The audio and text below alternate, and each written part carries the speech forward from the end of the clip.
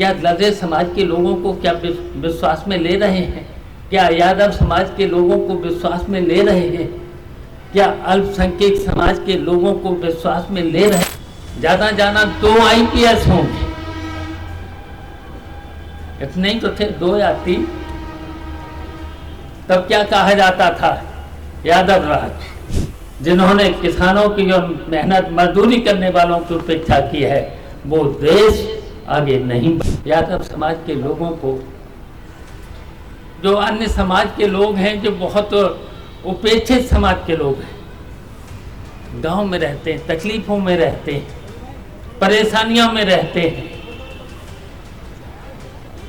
अपने साथ उन समाज को जोड़ना, या हिंदू, मुस्लिम, सिख, ईसाई, जो आज़ादी की लड़ाई सब लोगों से मिलकर के लड़ी गई थी, और आज हमें वो शक्तियाँ जो आज़ादी की लड़ाई में अंग्रेजों से मिली हुई थी, महात्मा गांधी के नेतृत्व में जो लड़ाई लड़ी गई थी, सब लोग जो शक्तियां हैं आज जो दिख रही हैं, समाज को प्रयास कर रही हैं कि हम देश को राष्ट्र के नाम पर और अपने को सिद्ध कर रहे हैं कि केवल हम ही राष्ट्रवादी हैं। हम जानना चाहते हैं, अंग्रेजों से जब देश की जो आज़ादी की लड़ाई चल रही थी, और जो लोग अंग्रेजों से लड़े थे, कहाँ महंगाई है, बेरोजगारी है, भ्रष्टाचार है। कहा तो गया था कि भ्रष्टाचार भी खत्म करेंगे, बेरोजगारी भी खत्म करेंगे, महंगाई भी खत्म करेंगे। आज तीनों की तीनों जितने यहाँ इस वैवाहिक परिचय सम्मेलन में यहाँ पर सब लोग उपस्थित हैं, सभी साथियों, दोस्तों, मातृशक्ति भाइयों, दोस्तों, पत्रकार बंधुओं, सबसे पहले तो हम इस समिति को और जो आज इस समिति की पत्रकार जो वैवाहिक परिचय सम्मेलन और युवक और युवती वैवाहिक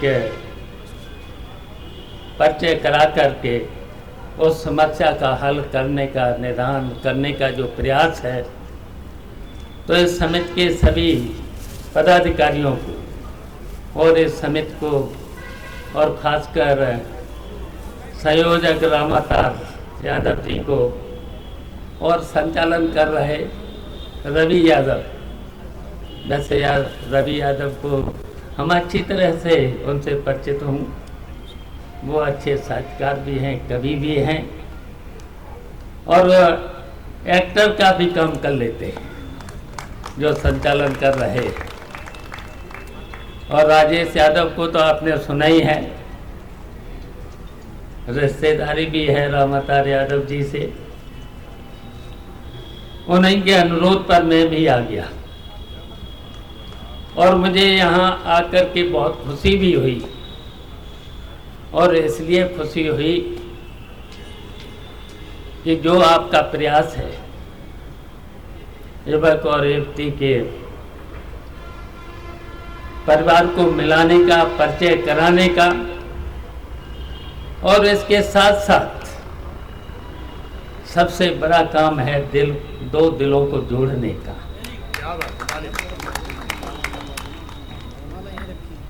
ये प्रयास बहुत अच्छा है। वैसे तो हम जानते हैं कि यादव समाज का इतिहास गौरवशाली इतिहास है, बहुत पुराना इतिहास है। आला उदल से लेकर के हरियाणा का हीरवाद से लेकर के बहुत इतिहास इतना, और जो यादव समाज का जो इतिहास है त्याग संघर्ष, हमेशा त्याग और संघर्ष का इतिहास रहा है, तो उसी पर चलना भी है। और ये सही है कि जो प्रयास है सबको जोड़ने का प्रयास है। यादव समाज के लोगों को, जो अन्य समाज के लोग हैं, जो बहुत उपेक्षित समाज के लोग हैं, गांव में रहते हैं, तकलीफों में रहते हैं, परेशानियों में रहते हैं, अपने साथ उन समाज को जोड़ना है और जोड़ करके ही आगे बढ़ सकते हैं। और इसलिए इस जोड़ने की जरूरत है। उन शक्तियों से चुनौती है, जो शक्तियां हैं आज जो दिख रही हैं समाज को, प्रयास कर रही हैं कि हम देश को राष्ट्र के नाम पर और अपने को सिद्ध कर रहे हैं कि केवल हम ही राष्ट्रवादी हैं। हम जानना चाहते हैं, अंग्रेजों से जब देश की जो आज़ादी की लड़ाई चल रही थी और जो लोग अंग्रेजों से लड़े थे, क्या वो राष्ट्रवादी नहीं है? और आज भी हमारे देश की सेनाएं जो दुश्मनों से लड़ रही हैं, क्या उसमें सभी वर्ग के लोग नहीं हैं? क्या हिंदू, मुस्लिम, सिख, ईसाई, जो आज़ादी की लड़ाई सब लोगों से मिलकर के लड़ी गई थी, और आज हमें वो शक्तियां जो आज़ादी की लड़ाई में अंग्रेजों से मिली हुई थी, महात्मा गांधी के नेतृत्व में जो लड़ाई लड़ी गई थी, सब लोग इकट्ठे थे, पूरा देश इकट्ठा था, और उस लड़ाई में अंग्रेजों से कौन लोग मिले हुए थे? याद करो। और बापू को मारने वाले कौन थे? बापू की हत्या करने वाले कौन थे? और वही लोग आज हमें राष्ट्रवाद का पाठ पढ़ा रहे हैं, बेवकूफ बना रहे, पूरे देश की जनता को बेवकूफ बना रहे। कितने झूठे लोग हैं। हम उनसे पूछना चाहते हैं, क्या उनका जो नारा है, सबका साथ, सबका विकास, सबका विश्वास, बताओ वो सभी देश के लोगों को क्या विश्वास में ले रहे हैं? क्या लड़े समाज के लोगों को क्या विश्वास में ले रहे हैं? क्या यादव समाज के लोगों को विश्वास में ले रहे हैं? क्या अल्पसंख्यक समाज के लोगों को विश्वास में ले रहे हैं? क्या हमारा देश धर्मनिरपेक्ष देश नहीं है? क्या आज़ादी की लड़ाई के लोग में सब लोग मिलकर के नहीं लड़े थे? सब लोग मिले थे। और आज हम पूछना चाहते, नारे तो बहुत कुछ इन लोगों ने दे दिया, झूठे लोगों ने। और क्या नारा दे दिया? भ्रष्टाचार खत्म। कितना भ्रष्टाचार है, कितनी बेईमानी है, और किस समाज की सुनवाई है आज? अगर देखा जाए, मान लिया हम समझ रहे हैं कि नेताजी की सरकार थी, हम पूछना चाहते हैं यादव समाज के लोग कितने IAS थे, कितने IPS थे? 75 जिलों में ज़्यादा 4 लोग IAS थे, जिले में ज़्यादा 4 DM होंगे, ज़्यादा 2 IPS होंगे, इतने ही तो थे, 2 या 3। तब क्या कहा जाता था? यादव राज। कितने मंत्री थे हमारे राज्य में, कितने हर वर्ग के लोग थे, कितने यादव समाज के थे, कितने ब्राह्मण समाज के थे, दो लोग, कितने ठाकुर समाज के थे, कितने दलित समाज के थे। तब कहा जाता था केवल यादव राज्य। और आज देख लो जिलों में कितने डीएम, कितने एसएसपी। वैसे तो हम लोग समाजवादी हैं, हम लोग जात पे नहीं जाना चाहते हैं, हम लोग पक्के समाजवादी लोग हैं। हम हर वर्ग के लोगों का सम्मान करना चाहते हैं। और हम आज इस सम्मेलन में सभी यादव समाज के लोगों से कहना चाहते हैं, सबको जोड़ने की जरूरत है। दलित समाज के लोगों को भी जोड़ने की जरूरत है, अल्पसंख्यक समाज के लोगों को भी जोड़ने की जरूरत है। हम लोगों ने तो हमेशा जो ऊंचे समाज के लोग हैं, जो गरीबी रेखा से नीचे लोग हैं, उनको भी जोड़ने की बात करी है, सबको जोड़ने की बात करी है। लेकिन आज दलित समाज के लोगों को, पिछड़े समाज के लोगों को, और खासकर यादव समाज के लोगों को, अल्पसंख्यक लोगों के साथ क्या व्यवहार किया जा रहा है। यही हमारे देश का संविधान है? क्या यही लोकतंत्र है? आज हर तरीके से संविधान पर भी हमला किया जा रहा है, लोकतंत्र पर भी। बताइए, हिंदुस्तान की लोकसभा में क्या विपक्ष तो इसलिए होता है सरकार की कमियों को उजागर करने के लिए। अगर कहीं पर भी जनता की बात है, क्या जनता की बात अगर लोकसभा विधानसभा में विपक्ष नहीं रखेगा, फिर कई बात का विपक्ष। लोकसभा में एक तो सत्ता पक्ष होता है, दूसरा विपक्ष होता है। इसी तरीके से विधानसभा में एक सत्ता पक्ष, एक विपक्ष। और हम लोगों ने तो देखा है, जब नेताजी मुख्यमंत्री होते थे तब सत्ता पक्ष का भी काम करते थे, और सत्ता पक्ष के साथ साथ विपक्ष का अगर कोई भी आता था तो उसकी भी बात को सुनते और काम करते थे। और यहाँ तक कि अगर विपक्ष का आदमी आ गया तो उसका तो काम होना ही था, करते ही थे। लेकिन आज सत्ता पक्ष के लोग, या भारतीय जनता पार्टी के लोग, विपक्ष को कभी विश्वास में लेते नहीं लेते।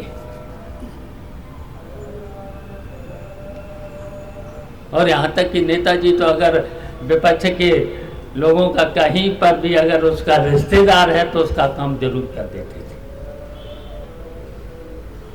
जरूर कर देते थे। अखिलेश भी कर देते थे। लेकिन आज विपक्ष, और हम तो यहाँ तक कि कहेंगे, आज जो भारतीय जनता पार्टी जो कहती है अपने को जो कहती है डबल इंजन की सरकार, हम जानना चाहते हैं डबल इंजन की सरकार से, हम जानना चाहते हैं। और यहाँ तक कि जो दिल्ली की सरकार है, दिल्ली की सरकार ने तो पूरा देश पूरा देश पूंजीपतियों के हवाले कर दिया है। और उत्तर प्रदेश की सरकार ने नौकरशाही के हवाले कर दिया है। आज जहाँ महंगाई है, बेरोजगारी है, भ्रष्टाचार है, कहा तो गया था कि भ्रष्टाचार भी खत्म करेंगे, बेरोजगारी भी खत्म करेंगे, महंगाई भी खत्म करेंगे। आज तीनों की तीनों ये समस्याएं हैं। और हम तो कहेंगे कि आज ये सही है चक्रपाणी जी जो आईएएस हैं, आईएएस रहे हैं, उन्होंने जो बातें रखी हैं, एक तो शराब के बारे में, एक मृत भोज के बारे में और दहेज के बारे में, हमारे पूर्वजों ने हमेशा इस बात पर जोर दिया है और काफ़ी तो सफलता प्राप्त भी की है। और आज इस तरह की कुरीतियाँ जो समाज में हैं, उसके लिए ये संगठन काम कर रहा है। इसके लिए हम आप सब लोगों को बधाई देते हैं, समिति के सभी पदाधिकारियों को बधाई देते हैं। आपने अच्छा निर्णय लिया है और आप लोगों का प्रयास बहुत अच्छा है समाज के लिए और इस देश के लिए।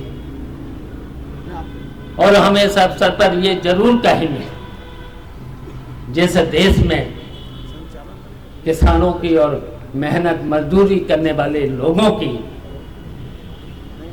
मेहनत मजदूरी करने वालों को और किसानों को अगर सुविधाएं नहीं मिली, जिन लोगों ने किसानों को और मेहनत मजदूरी करने वालों को तरक्की दी है, वो देश ने तरक्की की है।